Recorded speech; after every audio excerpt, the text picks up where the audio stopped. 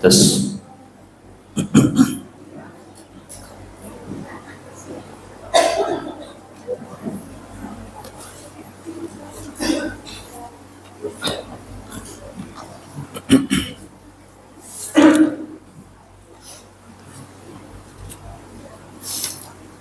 Bismillahirrahmanirrahim. Assalamualaikum warahmatullahi wabarakatuh.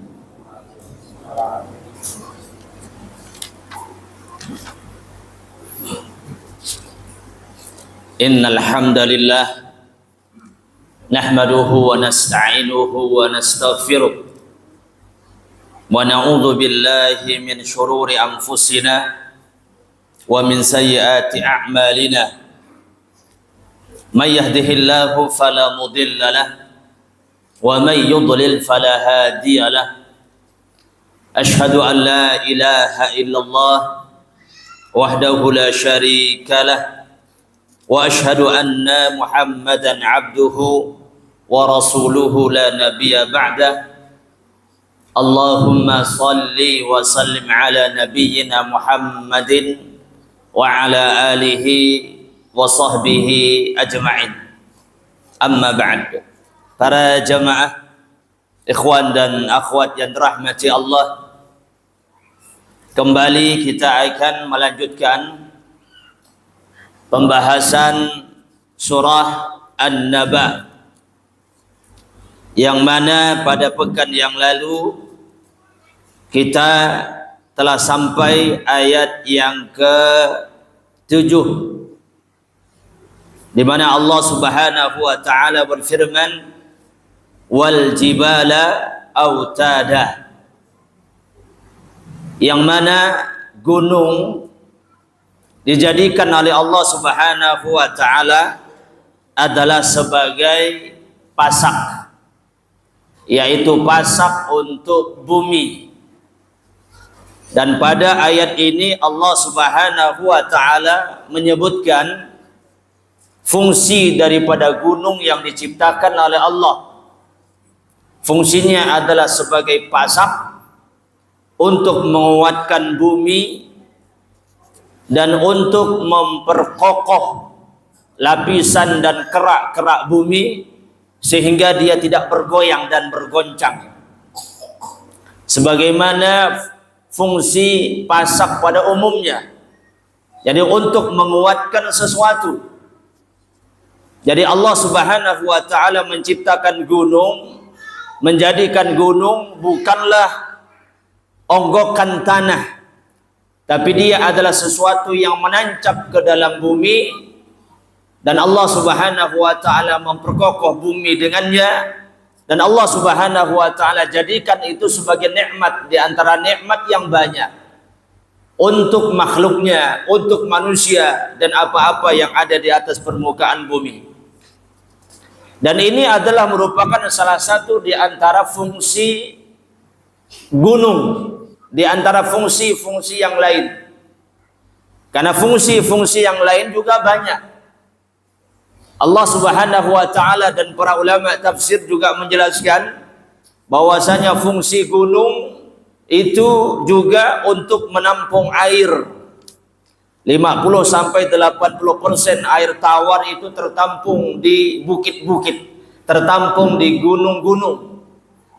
Kemudian di situ Allah Subhanahu wa taala menghidupkan makhluk-makhluk yang lain, binatang-binatang yang buas, binatang-binatang yang melata, binatang-binatang yang berada di pohon-pohon atau di dalam tanah dan bebatuan.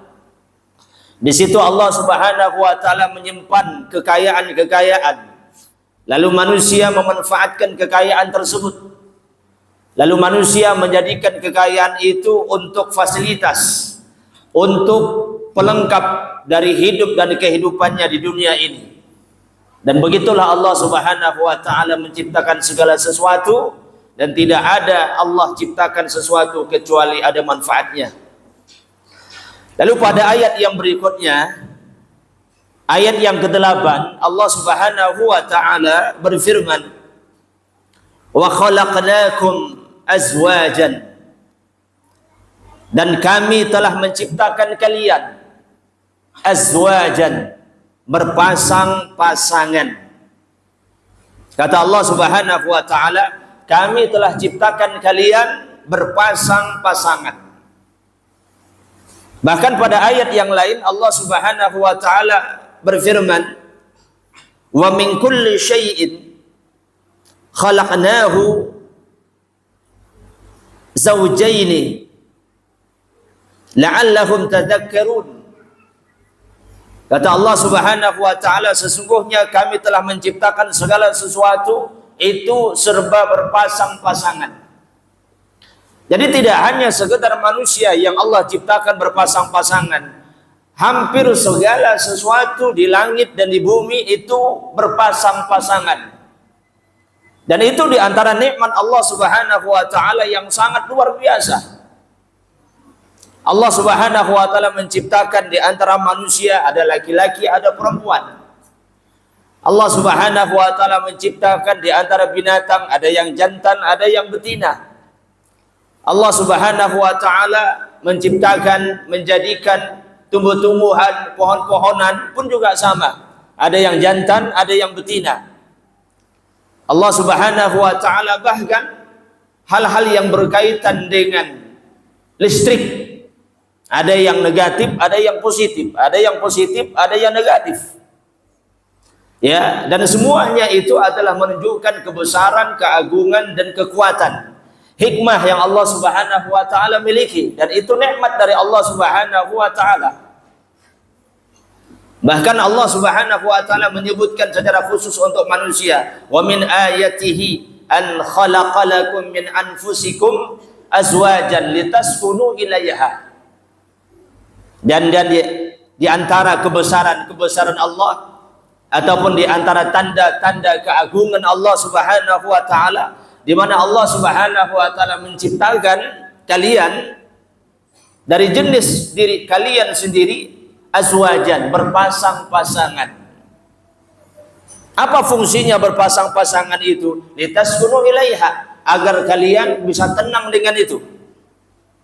Bahasa para ulama, agar roda kehidupan itu berputar, agar hal yang berkaitan dengan masalah kehidupan makhluk-makhluk ini berjalan, baik itu manusia, hewan ataupun yang lain, berfungsi sebagaimana mestinya. Nah, itu faidah dan hikmah Allah Subhanahu wa taala menciptakan serba berpasang-pasangan, di antaranya adalah manusia. Kemudian para ulama tafsir menyebutkan apa hikmahnya, apa tujuannya Allah Subhanahu wa taala menciptakan segala sesuatu, makhluk-makhluknya, di antaranya adalah manusia, hewan dan lain sebagainya, berpasang-pasangan. Pertama, di antara tujuannya atau hikmahnya adalah para jamaah, agar manusia, agar makhluknya, agar kita sebagai seorang hamba Allah Subhanahu wa taala meyakini, lalu timbul dalam hati ini keyakinan kuat bahwasanya Allah Subhanahu wa taala adalah zat yang tunggal. Allah itu adalah zat yang esa, tidak beranak dan tidak beranak, tidak juga diperanakkan. Allah Subhanahu wa taala berfirman, qul huwallahu ahad, Allahu samad, lam yalid wa lam yulad. Allah itu tidak beranak dan tidak juga diperanakkan. Jadi dengan penciptaan Allah yang berpasang-pasangan, artinya Allah Subhanahu wa taala ingin mengajarkan kepada kita makhluk, mengajarkan kepada kita manusia, Allah tidak berhajat kepada pasangan. Dan Allah tidak bergantung kepada pasangan. Dan Allah Subhanahu wa taala tidak memiliki anak, tidak memiliki istri, tidak memiliki pasangan. Allah Subhanahu wa taala adalah tunggal, zat yang maha esa. Ya, para jamaah yang dirahmati Allah. Adapun makhluk-makhluknya Allah Subhanahu wa taala ciptakan berpasang-pasangan, dan berpasangannya makhluk itu adalah bentuk kesempurnaan makhluk. Sedangkan berpasangnya Allah itu adalah sesuatu yang mustahil, sesuatu yang cacat. Karena sesuatu yang sempurna di sisi makhluk belum tentu itu sempurna untuk Allah. Artinya belum tentu sesuatu itu bisa dibawa kepada Allah Subhanahu wa taala. Kalau ada suami dan istri sudah lama menikah, lalu qadarullah tidak memiliki anak. Dalam pandangan kita manusia, ada yang kurang. Ada yang kurang lengkap. Atau dianggap sesuatu yang tidak sempurna. Itu kalau manusia. Tapi kalau di sisi Allah Subhanahu wa taala, justru tidak ada anaknya bagi Allah, itulah kesempurnaan bagi Allah Subhanahu wa taala. Seorang bujang tidak punya istri, ataupun belum punya istri, ataupun tidak punya pasangan, belum memiliki pasangan, dalam pandangan kita ini sesuatu yang kurang, sesuatu yang mungkin kita anggap tidak sempurna. Tapi di sisi Allah Subhanahu wa taala, tidak memiliki pasangan itu adalah kesempurnaan bagi Allah Subhanahu wa taala. Agar timbul dalam hati kita, para jamaah, keyakinan Allah itu adalah zat yang esa, tunggal. Yang kedua, kata ulama, para jamaah yang rahmati Allah Subhanahu wa taala, Allah Subhanahu wa taala menciptakan segala sesuatu itu berpasang-pasangan adalah untuk menunjukkan kebesaran, keagungan Allah Subhanahu wa taala. Terhadap apa yang Allah Subhanahu wa taala ciptakan adalah sesuatu yang agung, sesuatu yang besar. Dan apa yang Allah ciptakan tidak ada cacat sedikit pun. Tidak ada kekurangan, tidak ada sesuatu yang dianggap tidak sempurna. Semua ciptaan Allah itu sempurna. Hatta maksiat yang Allah ciptakan itu adalah bentuk kesempurnaan Allah Subhanahu wa taala. Karena itu, kalau kita pandang sesuatu yang berkaitan dengan maksiat, ya, hal yang berkaitan dengan masalah hukum, maka dia adalah cacat. Kalau ada orang melakukan kemaksiatan, itu sebuah cacat, sesuatu pelanggaran di sisi Allah Subhanahu wa taala. Tapi kalau dilihat daripada hikmahnya, maksiat itu adalah kebaikan di sisi Allah Subhanahu wa taala. Dilihat daripada hikmahnya. Ya, nah para jamaah yang rahmati Allah, karena itu tidak ada satupun yang Allah ciptakan kecuali memberikan manfaat, ada hikmahnya. Sampai yang berkaitan dengan maksiat pun ada hikmah dan ada sesuatu di sisi Allah Subhanahu wa taala ilmunya. Wa khalaqnakum azwajan, dan kami telah menciptakan kalian berpasang-pasangan. Kalau manusia berpasangan, kata Allah, litaskunu ilaiha, agar kalian bisa mendapatkan ketenangan dengan pasangan tersebut. Itu tujuan. Jadi pada dasarnya seorang istri ataupun seorang suami, bagaimana dia bisa memberikan ketenangan kepada pasangan. Karena tujuannya memang untuk itu, agar menjadi sebuah ketenangan. Jadi pasangan itu jangan membuat pasangan yang lain atau pasangan dirinya galau, tidak tenang, tidak nyaman, ya, tidak senang, ataupun yang lainnya. Karena memang tujuannya adalah litaskunu ilaiha. Bagaimana seorang pasangan dari istrinya atau dari suaminya menumbuhkan sikap tenang dan ketenangan bagi pasangannya itu. Lalu pada ayat yang berikutnya kita lanjutkan. Allah Subhanahu wa taala berfirman, وَجَعَلْنَا نَوْمَكُمْ subata, dan kami jadikan tidur kalian subata, sebagai istirahat. Ini ayat yang ke-9. Dan kami telah menjadikan tidur kalian adalah sebagai istirahat. Allah Subhanahu wa taala menjadikan tidur adalah sebagai istirahat. Dan kata ulama tafsir, karena memang tidak ada manusia yang hidup bekerja 24 jam non-stop. Kalau seandainya manusia bekerja 24 jam non-stop, maka dia akan celaka dan binasa. Maka Allah jadikan tidur, istirahat bagi badannya, supaya kehidupannya sehat, supaya kehidupannya itu bisa berjalan dengan normal.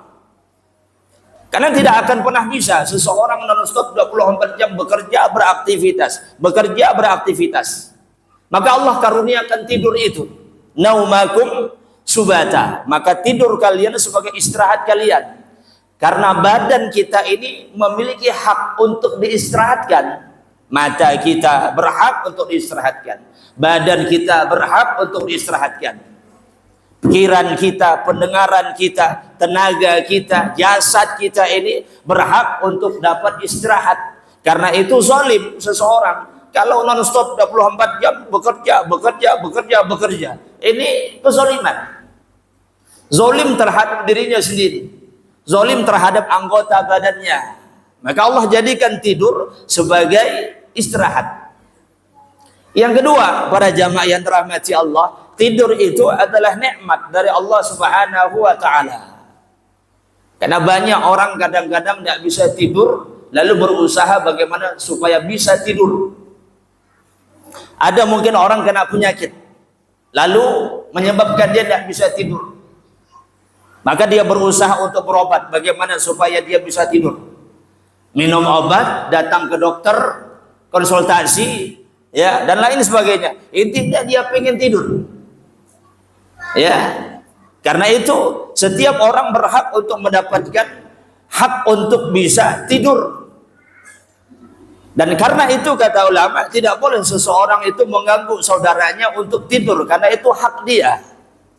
Tetangga mengganggu tetangga yang lain dengan suara, lalu saudaranya tersebut, tetangganya itu tidak bisa tidur gara-gara suara yang keras, entah suara musik, suara ngerauk, suara teriak, atau suara apa saja yang mengganggu.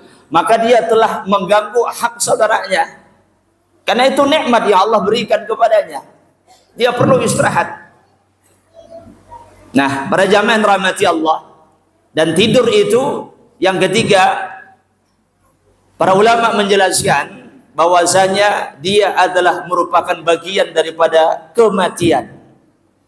Dan Allah Subhanahu wa taala menjadikan tidur itu sebagai kematian. Kematian yang nanti dia akan kembali lagi selama dia masih di dunia, dan atas takdir Allah dia masih dapat jatah untuk melanjutkan jatah usia dan umurnya. Karena itu Allah Subhanahu wa taala berfirman, wa huwal ladzi yatawaffakum bil lail. Dialah Allah Subhanahu wa taala yang telah mewafatkan kalian pada malam hari. Maksud dari wafat di situ adalah tidur, tapi bahasa Allah adalah wafat. Karena makna dari wafat itu salah satunya adalah tidur. Dan boleh bagi kita menggunakan bahasa wafat untuk tidur. Ya, kalau seandainya malam-malam kita bepadah bahasa kita, nah tidur. Lalu kita katakan kepada istri kita, abang nak wafat dulu. Abang nak mati dulu. Ya. Tapi ngeri gitu. Ya, ngeri, takut matinya. Ya, ndak agak kembali. Tapi Allah bahasakan tidur itu dengan bahasa wafat. Dan Allah juga bahasakan bangun tidur itu dengan bangkit, yaitu bangkit dari kematian. Para jamaah rahmati Allah Subhanahu wa taala. Baik. Allah Subhanahu wa taala tegaskan pada ayat yang ke-9 ini bahwasanya Allah jadikan tidur kalian sebagai istirahat untuk kalian, dan itu nikmat Allah Subhanahu wa taala. Adapun adab tidur, bagaimana tidur yang sunnah, itu tentu pembahasan yang lain. Tapi intinya tidur itu nikmat dari Allah Subhanahu wa taala. Yang selanjutnya ayat yang ke-10. Allah Subhanahu wa taala berfirman, "Wa ja'alna al-laila libasa." Dan kami telah jadikan malam sebagai pakaian untuk kalian. Kami jadikan malam itu sebagai pakaian untuk kalian. Pada ayat ini para jamaah, Allah Subhanahu wa taala menegaskan di antara tujuan Allah menciptakan malam adalah sebagai pakaian. Apa makna daripada pakaian itu? Pakaian itu kalau kita fahami adalah sesuatu yang menutupi tubuh kita. Itulah fungsi pakaian secara umum. Kalau kita menggunakan baju, pakai pakaian apapun, nama jenis pakaian tersebut, itulah kita sebut sebagai pakaian kita. Ya, tapi Allah Subhanahu wa taala bahasakan ternyata pakaian itu tidak hanya mungkin terbuat dari kain, terbuat dari mungkin ada dari kulit kayu, dari kulit binatang, tapi ternyata malam pun bisa jadi pakaian. Apa maksudnya? Ulama tafsir menjelaskan ya, bahwasanya biasanya dalam kondisi malam, seseorang itu dia melepaskan bajunya, melepaskan pakaian yang menempel pada badannya. Masuk ke kamar, masuk ke rumah, kamar pribadi. Ya, kadang mungkin kita tidur pakai jubah. Tidak pakai kopiah, kadang mungkin. Mungkin ada sebagian bahkan separuh apa namanya itu? Ya, separuh badannya itu telanjang. Atau sikinang sisaan lagi. Sedikit lagi sisanya nah. Ya semuanya dilepasnya kecuali ya kecuali yang itu. Ya sedikit saja. Tapi dia buka pakaiannya itu kapan? Pada malam hari. Jadi seolah-olah gelapnya malam itu menutupi tubuhnya. Menutupi tubuhnya.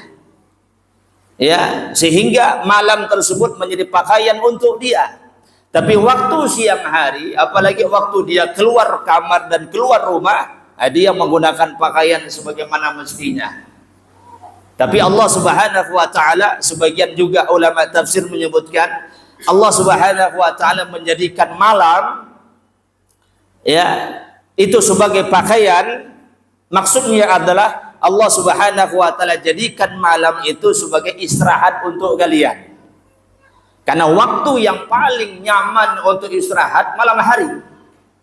Kalaupun kita memang tidur pada siang hari, tapi tidak senyaman malam hari, ya enggak? Saking nyamannya tidur malam hari sampai kelewat salat subuh. Ya, rasanya kurang panjang malam tuh. Ya, rasanya kurang panjang. Tarik lagi selimut, nikmat tidur. Allah Subhanahu wa taala jadikan malam itu sebagai waktu tidur dan waktu istirahat. Dan oleh karena itu ikhwan para jamaah, ini sunatullah. Makanya pada ayat yang ke-11 Allah Subhanahu wa taala berfirman, "Wa ja'alna an-nahara ma'asha." Wa ja'alna an-nahara ma'asha, dan kami jadikan siang hari ma'asha sebagai waktu saat kalian bermaisah, saat kalian mencari nafkah, bekerja dan beraktivitas. Jadi waktunya sudah ditetapkan oleh Allah Subhanahu wa taala, kapan kita istirahat tidur, kapan kita bekerja. Pada malam hari kita istirahat, dan pada siang hari kita beraktivitas. Ini sunatullah. Dan Allah Subhanahu wa taala dalam hal ini, kata ulama tafsir pun juga menjelaskan bagaimana Allah Subhanahu wa taala menciptakan siang dan malam, lalu Allah sebutkan fungsinya fungsinya masing-masing, baik itu siang ataupun malam. Allah Subhanahu wa taala sebutkan fungsinya, salah satunya malam itu untuk istirahat dan siang itu untuk beraktivitas. Kalau malam untuk istirahat dan siang untuk beraktivitas berdasarkan ayat ini, maka ikutilah sunatullah tersebut. Jalalinlah apa yang telah Allah Subhanahu wa taala tetapkan, maka kita akan baik dan kita akan sehat dan kita akan nyaman. Jangan dibalik. Pada siang hari dia tidur, malam dia nanti keluyuran kemana-mana. Ya, nanti balik kapan? Subuh. Setelah subuh baru dia balik. Nanti siang hari dia tidur sepanjang hari, mulai dari pagi sampai siang. Siang sambung lagi ke sore. Nanti malam keluyuran lagi. Ya. Memang mungkin itu bisa dijalani, tapi dia tidak akan sehat. Dia akan mengalami gangguan, ketidaknormalan yang berkaitan dengan fisik dan badannya. Ya, jadi sunnatullah ini adalah sesuatu yang telah Allah tetapkan, dan apa yang Allah tetapkan ini adalah kebaikan untuk manusia, kebaikan untuk kita. Sehingga kalau ini dilaksanakan, maka kita akan mengalami sehat, mengalami kenyamanan hidup, mengalami badan yang nyaman untuk menjalani aktivitas dalam hidup dan kehidupan kita sehari-hari. Para jamaah rahmati Allah Subhanahu wa taala. Lalu Allah Subhanahu wa taala berfirman pada ayat yang ke-12, "Wa banaina fawqakum sab'an shidada." Dan telah kami bangun, kata Allah, di atas kalian sab'an, ada 7 langit shidada, yang kokoh. Telah kami bangun untuk kalian atau di atas kalian 7 langit yang kokoh. Kata-kata kokoh itu, kata ulama tafsir, Allah Subhanahu wa taala menyebutkan tentang hebatnya penciptaan langit. Hebatnya penciptaan langit. Di bawah langit itu adalah bumi dan planet-planet yang lain. Dan biasanya sesuatu yang di bawah lebih besar daripada sesuatu yang di atas. Makin ke atas makin kecil. Ataupun bahasa kita, makin ke atas makin ringan. Makin kecil makin ringan. Tapi tidak berlaku untuk langit yang Allah Subhanahu wa taala ciptakan. Makin ke atas makin besar. Makin ke atas makin luas. Yang kedua, Allah katakan kokoh itu karena langit dibangun oleh Allah tanpa tiang. Tidak ada penyanggahnya. Tidak ada tiang-tiang yang dibangun oleh Allah Subhanahu wa taala. Ya, carilah tiang langit mana. Dia tidak memiliki tiang. Ya. Padahal langit itu memiliki ketebalan. Dia sangat tebal, 500 tahun perjalanan. Satu langit dengan langit yang lain jaraknya 500 tahun perjalanan. Sebagaimana yang dikhabarkan oleh Nabi SAW di beberapa riwayat yang sahih. Keagungan dan kebesaran dan kekokohan langit itu.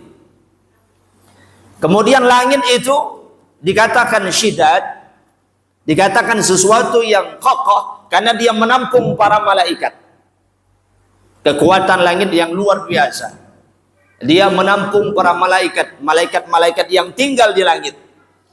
Dan Allah Subhanahu wa taala katakan, kami bangun langit itu di atas kalian. Jadi posisi langit itu di atas. Dan langit itu sulit untuk kita jangkau dan memang tidak bisa kita jangkau. Batasannya sampai di mana? Karena kita belum pernah ke langit. Dan kita tidak tahu batasannya sampai mana. Dan kita juga tidak tahu bagaimana bentuk langit. Termasuk warna langit. Yang biru itu bukan langit. Jangan kita katakan, oh langit itu warnanya biru. Sebagaimana nasyid anak-anak kita dulu. Di langit yang biru. Ya, pelangi di langit yang biru.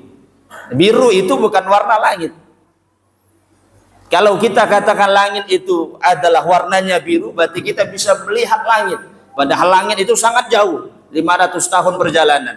Bagaimana mata kita yang terbatas bisa melihat bentuk langit? Tidak bisa.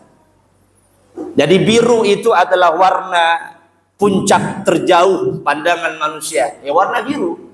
Tidak ada lagi warna yang lain kecuali warna itu.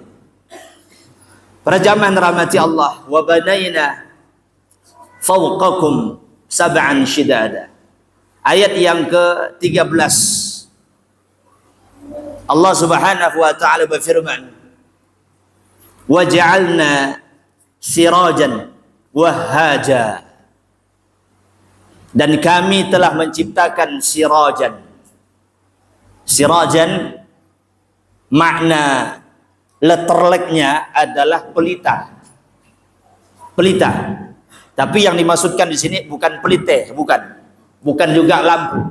Tapi maksudnya adalah syamsun, matahari. Kami telah menciptakan sirajan, lampu, pelita, yaitu matahari, wahhaja, cahayanya yang terang benderang. sinarnya yang terang benderang. Allah ciptakan matahari yang terang benderang. Para jamaah yang dirahmati Allah Subhanahu wa taala, ulama tafsir menyebutkan Allah Subhanahu wa taala membahasakan matahari itu dengan siraj, yaitu pelita, obor atau yang semisalnya, adalah untuk mendekatkan kepemahaman manusia, makhluknya kita, agar benar-benar memahami fungsi daripada matahari itu sebagai pelita, menyinari atau menghilangkan kegelapan yang ada di sekeliling kita. Dan begitulah fungsi matahari pada umumnya, selain daripada fungsi-fungsi yang lain. Datang matahari, hilanglah kegelapan. Tenggelam matahari, maka datanglah gelap itu. Yang kedua, Allah sebutkan matahari itu wahaja. Dia memiliki sinar yang terang benderang. Sinar. Jadi matahari itu tidak dibahasakan dengan nurun, tidak dibahasakan dengan cahaya, tapi dibahasa dengan wahaja. Kalau terjemahan kita sinar. Ya. Kalau bulan Allah bahasakan dengan nur, cahaya.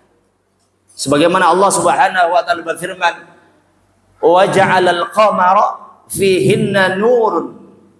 Dan Allah Subhanahu wa taala telah menciptakan bulan, dan bulan itu memiliki nur, memiliki cahaya. Apa beda sinar dengan cahaya? Apa beda nur dengan wahaja? Kalau wahaja itu adalah satu zat, yang zat itu dengan sendirinya memiliki cahaya, memiliki terang. Ya, dia tidak dipengaruhi oleh yang manapun, sehingga terang itu memang muncul dari zat itu sendiri. Dan begitulah matahari. Dia tidak dipengaruhi oleh planet-planet yang lain sehingga dia menimbulkan terang, menimbulkan sinar. Memang zatnya Allah ciptakan menimbulkan sinar. Wahaja. Yang kedua, wahajanya itu, sinarnya itu adalah panas. Jadi dia memiliki panas. Sinar yang memiliki panas. Ya, kan kita rasakan. Ya, tengah hari kita berdiri, di saat terik matahari yang luar biasa, kita merasakan panas, menyengat di kulit. Ya, rasa digigit kulit kita. Saking panasnya. Jadi sinar yang memiliki panas. Karena ada sinar yang tidak memiliki panas. Itulah dia bulan. Nur namanya. Dan bulan itu zatnya tidak memiliki cahaya. Tapi dia mendapatkan pantulan cahaya itu dari matahari. Dari matahari didapatkan oleh bulan, lalu bulan pantulkan ke bumi. Maka cahayanya tidak menimbulkan panas. Bahkan kalau kita berada di saat bulan purnama yang full, yang sempurna, yang bulat betul-betul, kita lama betah-betah di situ. Ya enggak? Santai kita di bawah pohon umpamanya sambil menikmati cahaya matahari indah bersama istri. Ya, subhanallah. Berkali-kali kita lihat antara bulan dengan istri kita. Ya, karena istri kita seperti bulan. Ya, sekali-sekali boleh, sekali-sekali bawa. Ya, tapi jangan pas bulan sabit. Ya, jangan pas bulan sabit, tapi bulan purnama. Cahayanya tidak menyengat, cahayanya menyejukkan hati. Itulah bedanya antara matahari dengan bulan. Sinar dengan nur. Jadi kita ulangi, sinar itu dia memiliki terang panas, sedangkan nur itu cahaya, dia tidak memiliki panas, dan dia hanya sekedar pantulan dari matahari. Lalu Allah berfirman ayat yang berikutnya, ayat 14. Allah Subhanahu wa taala berfirman, wa anzalna minal mu'sirati ma'an sajjaja. Dan telah kami, kata Allah, turunkan minal mu'sirat, yaitu awan yang hitam. Awan yang hitam, ma'an, kami turunkan air, sajjaja, air yang sangat banyak. Kami turunkan dari awan-awan yang hitam itu air yang banyak.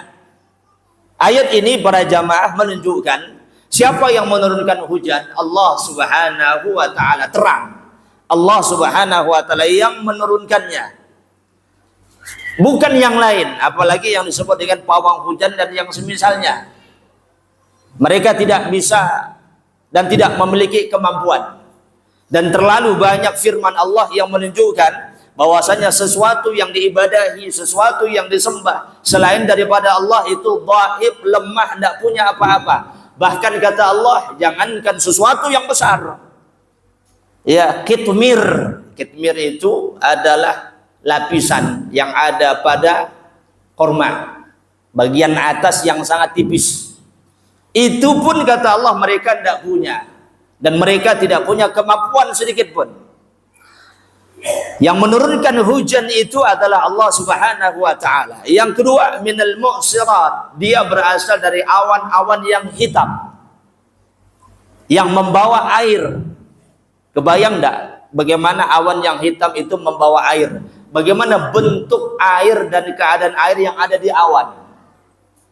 Entah dia seperti parik, entah dia seperti sumur, telaga, atau seperti danau. Ya, kalau dia membawa air, apakah awan itu di sana ada entah blong besar ke, atau ada danau ke, awan berbentuk danau, lalu dibawa air kemana-mana?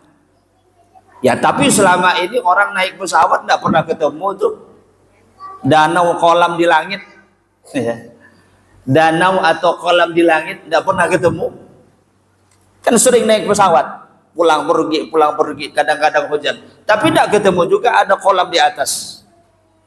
Tapi kok ada air yang diturunkan dari awan tersebut.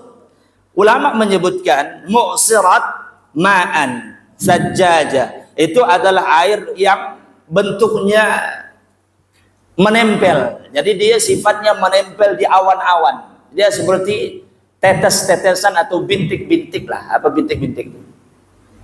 Betul ke bahasa itu? Bintik-bintik. Menempel di awan-awan. Jadi kalau mungkin ada daun, ya, lalu di situ ada air, ada yang menempel di daun tersebut. Jadi begitulah bagaimana keadaan air menempel di awan-awan itu. Jadi dia tidak berbentuk seperti kolam atau berbentuk seperti danau yang besar, apalagi lautan. Dia berbentuk tetes-tetes yang menempel di awan dengan jumlah yang banyak. Ma'an sajjaja. Air yang sangat banyak yang nempel itu. Ya.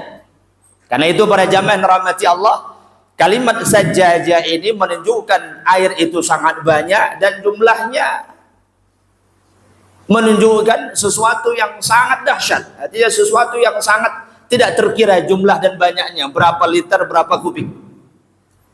Dan Allah Subhanahu wa taala yang telah menurunkannya. Taib, ayat yang ke-15 yang kita baca pada malam hari ini, Allah Subhanahu wa taala berfirman, betul gaya 15 ya. Linukhrija bihi habban wa nabata. Dan dengan air hujan itu kata Allah, kami tumbuhkan, kami keluarkan habban, biji-bijian, wa nabata, dan juga sayur-sayuran. Nabata, tumbuh-tumbuhan, maksudnya sayur-sayuran atau buah-buahan. Karena habban itu juga tumbuh, karena dia biji-bijian kan, dia tumbuh. Nabata ini juga tumbuh, tapi bukan biji-bijian. Artinya dia dipakai, dimanfaatkan, dikonsumsi oleh manusia bukan berbentuk biji-bijian. Entah itu berbentuk sayur-sayuran, daun-daunan, atau mungkin buah-buahan, buah. Tapi kalau habban itu tumbuh lalu menghasilkan biji-bijian. Di antara dua hal ini, baik habban ataupun nabata, yang paling diperlukan oleh manusia itu adalah habban, yaitu biji-bijian. Karena biji-bijian itu menjadi bahan makan pokok kita. Ya, seperti ya kalau kita di Indonesia ini terang sekali, beras berasal dari padi. Ditanam biji-bijian padi itu, lalu tumbuhlah padi. Lalu dengan itu kita menghasilkan beras, dan itulah konsumsi kita.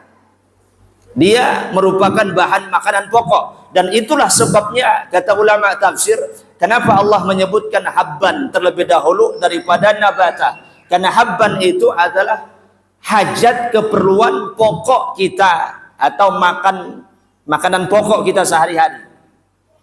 Sedangkan nabata, tanpa nabata pun kita masih bisa bertahan. Nabata itu adalah sesuatu tambahan yang Allah Subhanahu wa taala berikan kepada kita manusia.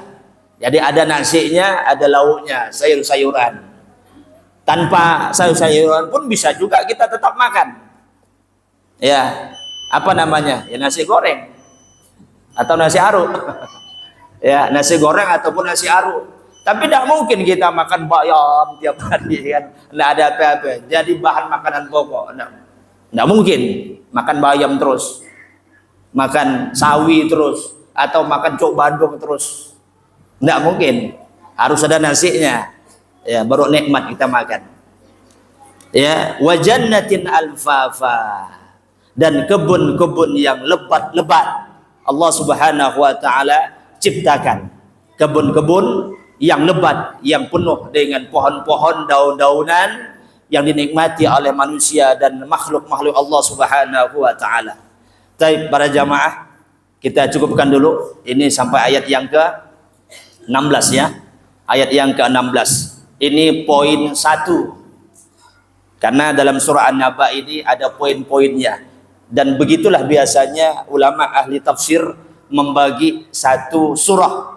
Ada poin-poin 1, poin 2, poin 3 supaya mudah kita fahami.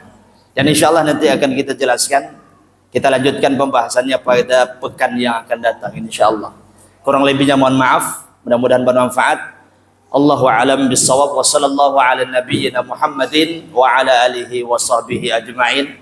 Subhanakallahumma wa bihamdika asyhadu an la ilaha illa anta astaghfiruka wa atubu ilaik. Berarti pada azan sholat sudah ya, tidak ada berlanjutannya. Assalamualaikum warahmatullahi wabarakatuh.